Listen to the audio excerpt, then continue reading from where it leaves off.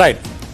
ഇത് election channel കൊല്ലം മണ്ഡലത്തിലെ തെരഞ്ഞെടുപ്പ് സാധ്യതകളാണ് ഇപ്പോൾ പരിശോധിച്ചുകൊണ്ടിരിക്കുന്നത്. നമുക്ക് അവിടുത്തെ ഒരു നിയമസഭാ തെരഞ്ഞെടുപ്പ് ചിത്രം കൂടി പരിശോധിക്കേണ്ടതുണ്ട്. അതിനു മുമ്പ് കിരൺ, നമ്മൾ ഇടതു വലതു മുന്നണികളുടെ പ്രധാന സ്ഥാനാർത്ഥികളെ കുറിച്ചാണ് പറഞ്ഞത്. BJP സ്ഥാനാർത്ഥിയെ ഔദ്യോഗികമായി പ്രഖ്യാപിച്ചിട്ടില്ല. ഒരു പക്ഷേ പത്തനംതിട്ടയിൽ മത്സരിച്ചേക്കും എന്ന് കരുതിയിരുന്ന കുമ്മനം രാജശേഖരൻ, അവിടെയാണല്ലോ PC ജോർജിന്റെ കടന്നുവരവ് ഉണ്ടായിട്ടുള്ളത്.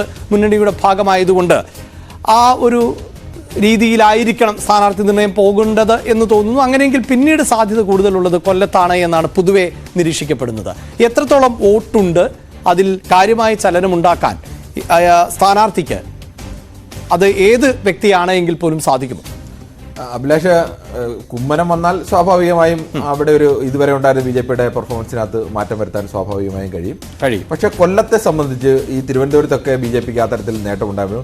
കൊല്ലത്തിന്റെ ഒരു രാഷ്ട്രീയ ചരിത്രം പരിശോധിച്ചാൽ BJPക്ക് അങ്ങനെ ഒരു വലിയ മുന്നേറ്റം ഉണ്ടാക്കാൻ ഒരു ഘട്ടത്തിലും കഴിഞ്ഞിട്ടില്ല. എന്നാൽ ഈ നേരത്തെ കേരളത്തിൽ വളരെ നേരത്തെ തന്നെ BJP അങ്ങനെ മുന്നേറ്റം ഉണ്ടാക്കാതെ 96-ലാണ് 96 നീനാപിള്ളയൊക്കെ മത്സരിക്കുന്ന സമയത്ത് അന്ന് അവർ BJPയുടെ കൂടി പിന്തുണയൊക്കെ എല്ലാം വരുമ്പോൾ അത് രാജൻ പിള്ളയുടെ മരണം, അതിനെ തുടർന്നുണ്ടായ വിവാദങ്ങൾ, പിന്നീട് നീനാപിള്ള മത്സരിക്കുന്നു എന്നെല്ലാം വെച്ചിട്ടാണ് അന്ന് നീനാപിള്ളയ്ക്കൊക്കെ നല്ല രീതിയിലേക്ക് വോട്ട് വാങ്ങിക്കാനും ആ തരത്തിലേക്കൊക്കെ ഒരു വലിയ 50,000-ന് മേളിൽ വോട്ടിലേക്കൊക്കെ വരാൻ കഴിഞ്ഞത്. അന്ന് വലിയൊരു മത്സരത്തിലേക്കായി.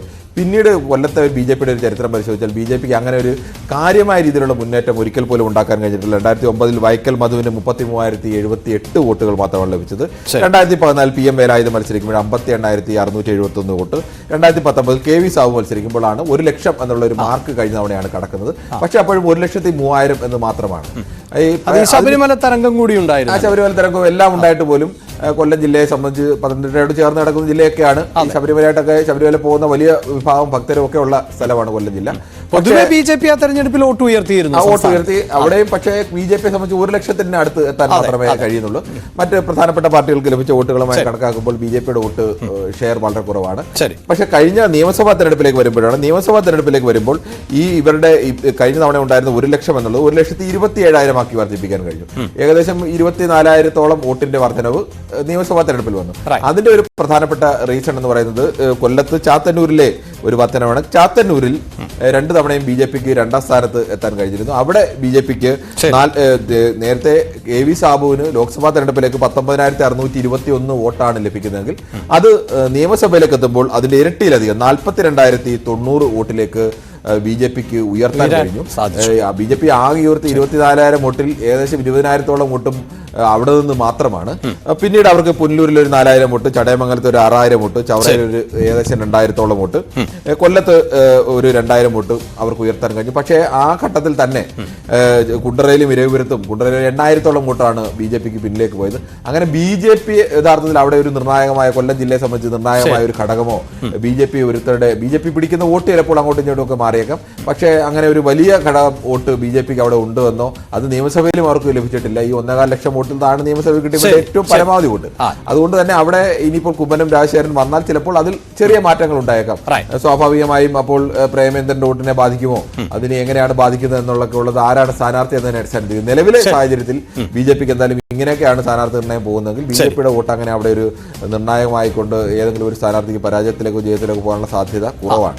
എന്തായാലും നമുക്ക് ഇപ്പോൾ ഈ നിയമസഭാ മണ്ഡലങ്ങളുടെ ഒരു ചിത്രമാണ് കാണുന്നത് എങ്കിൽ വളരെ പെട്ടെന്ന് കഴിഞ്ഞ ലോക്സഭാ തെരഞ്ഞെടുപ്പിൽ ഈ എന്തായിരുന്നു, അതായത് 2019 ലോക്സഭാ തെരഞ്ഞെടുപ്പിൽ UDFന്റെ നില എങ്ങനെയായിരുന്നു, അത് 2021 നിയമസഭാ തെരഞ്ഞെടുപ്പിലേക്ക് മാറുമ്പോൾ എന്താണ് ചിത്രം? നേരത്തെ തന്നെ നമ്മൾ സൂചിപ്പിച്ചു, എപ്പോഴും ഇടത് മുന്നണിക്ക് അനുകൂലമാകുന്ന ഒരു ജില്ലയാണിത്. കിരൺ, അവിടെയാണ് ഏറ്റവും പ്രധാനം. ആ സ്ക്രീനിൽ തന്നെ കാണാം, 2019 ലോക്സഭാ തെരഞ്ഞെടുപ്പിൽ UDFന്റെ നീല കളറാണ് ആ കാണുന്ന എല്ലാ മണ്ഡലങ്ങളും. ചവറയായാലും പുല്ലൂരായാലും ചടയമംഗലമായാലും കുണ്ടറയായാലും കൊല്ലമായാലും ഇരവിപുരവും ചാത്തന്നൂരും, അങ്ങനെ 7 മണ്ഡലങ്ങളിലും പൂർണ്ണമായും പ്രേമേന്ദ്രന്റെ വലിയ ആധിപത്യമായിരുന്നു. വലിയ തോതിലുള്ള ഭൂരിപക്ഷമാണ് പ്രേമേന്ദ്രൻ ലഭിച്ചത്.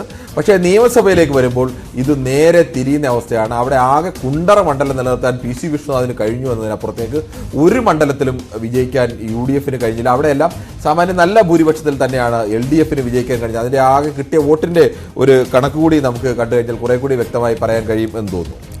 എന്തായാലും ആ ഡേറ്റകൾ ആണ് ഇനി നമുക്ക് പ്രേക്ഷകരുമായി പങ്കുവെക്കേണ്ടത്. അതായത് 2019 ലോക്സഭാ തെരഞ്ഞെടുപ്പ്, അതോടൊപ്പം തന്നെ 2021 നിയമസഭാ തെരഞ്ഞെടുപ്പ്. ഇപ്പോൾ ഈ ഗ്രാഫിക് നമ്മൾ കാണുന്നത് ഈ 2019-ലും 2021-ലും ഏത് തരത്തിലാണ് മണ്ഡലം രാഷ്ട്രീയ പാർട്ടികളെ പിന്തുണച്ചത് എന്നുള്ളതാണ്. അവിടെ 2019-ൽ എല്ലാ മണ്ഡലങ്ങളും ലോക്സഭാ തെരഞ്ഞെടുപ്പിൽ UDF-നൊപ്പമെങ്കിൽ 21-ലേക്ക് എത്തുമ്പോൾ അത് മാറുന്ന സാഹചര്യം. LDF-നെയാണ് മണ്ഡലങ്ങൾ പിന്തുണച്ചത്. കുണ്ടറയിൽ മാത്രമാണ് ചിത്രം മാറിയത്. ഇനി നമുക്ക് ആ വോട്ട് നിലയിലേക്ക് വളരെ പെട്ടെന്ന് എത്താം. 2019-ലെ ലോക്സഭാ തെരഞ്ഞെടുപ്പിലെയും അതോടൊപ്പം നിയമസഭയിലെയും വോട്ട് ചിത്രമാണ് ഇപ്പോൾ പ്രേക്ഷകർ കാണുന്നത്. അവിടെയാണ് അഭിലാഷ് യഥാർത്ഥത്തിൽ ഏറ്റവും പ്രധാനമായി വരുന്നത്. ഈ വോട്ടിങ്ങിന്റെ പാറ്റേൺ മനസ്സിലാച്ചാൽ ഒരു പ്യുവർലി ഒരു പൊളിറ്റിക്കൽ ഫൈറ്റ് ആണ് അവിടെ നടക്കുന്നതെങ്കിൽ സ്വാഭാവികമായും അവിടെ ലഭിക്കേണ്ട വോട്ടിനകത്ത് LDF-ന് വ്യക്തമായ മേൽക്കൈ ഉണ്ടാവേണ്ടതാണ്. 2019-ൽ UDF-ന് 4,99,000 ഏകദേശം 5 ലക്ഷം വോട്ട് ലഭിക്കുന്നതെങ്കിൽ UDF-ന് അത് നിയമസഭയിലേക്ക് എത്തുമ്പോൾ 3.69 ലക്ഷമായി കുറയും. ഏകദേശം 1,30,000-ഓളം വോട്ട് കുറവാണ് അവിടെ UDF-നുണ്ടാകുന്നത്.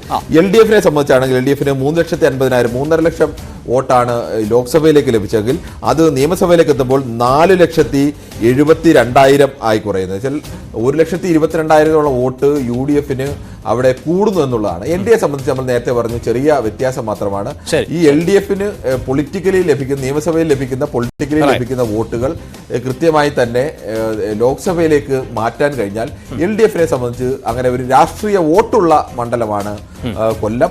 പക്ഷേ കൊല്ലത്തെ സംബന്ധിച്ച് പ്രേമേന്ദ്രൻ എന്ന് പറയുന്ന ആ വ്യക്തിക്ക് ലഭിക്കുന്ന വോട്ടുകൾ അവിടെ ഏറ്റവും നിർണായകമാകുകയും അത് LDF-ന് തിരിച്ചടിയാവുകയും ചെയ്യുന്നത്. സ്വാഭാവികമായും ലോക്സഭാ തെരഞ്ഞെടുപ്പ് വരുമ്പോൾ UDF-ന് അനുകൂലമായ ഒരു തരംഗം ഒന്ന്. രണ്ടാമത്തെ ഘടകം സ്ഥാനാർത്ഥിയുടെ ഘടകം. ഈ സ്ഥാനാർത്ഥിയുടെ ഘടകത്തെ ഇക്കുറി മറികടക്കാൻ കഴിഞ്ഞാൽ കഴിഞ്ഞ തവണത്തെ പോലെ ഒരു തരംഗം ഇത്തവണ എന്തായാലും കേരളത്തിൽ ഉണ്ടാവില്ല എന്നുള്ള ഒരു പൊതു പ്രതീക്ഷയിൽ നിന്ന് കഴിഞ്ഞാൽ ഇത് രണ്ടും കൂടി ചേർത്താൽ മാത്രമാണ് CPM-നെ സംബന്ധിച്ചും ഇടതുമുന്നണിയെ സംബന്ധിച്ചും അവിടെ ഒരു വിജയപ്രതീക്ഷ അവകാശപ്പെടാൻ. NDA-യുടെ സ്ഥാനാർത്ഥി ആര് എന്നതുകൂടി അറിയുമ്പോഴാണ് ചിത്രം തെളിയുകയുള്ളൂ. എന്തായാലും സംസ്ഥാനത്ത് ഇപ്പോൾ കനത്ത വേനൽ ചൂടാണ്. അതിൽ ഏറ്റവും കൂടുതൽ രേഖപ്പെടുത്തുന്നത് പുനലൂരിൽ ആണ്.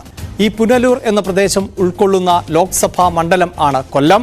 കൊല്ലത്ത് മുകേഷും പ്രേമചന്ദ്രനും പോരാട്ടത്തിന് ഇറങ്ങുമ്പോൾ ഈ വേനൽ ചൂടിനെ മറികടക്കുമോ തെരഞ്ഞെടുപ്പ് ചൂട് എന്ന് കണ്ടറിയാം. ദ ഇലക്ഷൻ ചാനൽ പൂർണ്ണമാകുന്നു. നമസ്കാരം.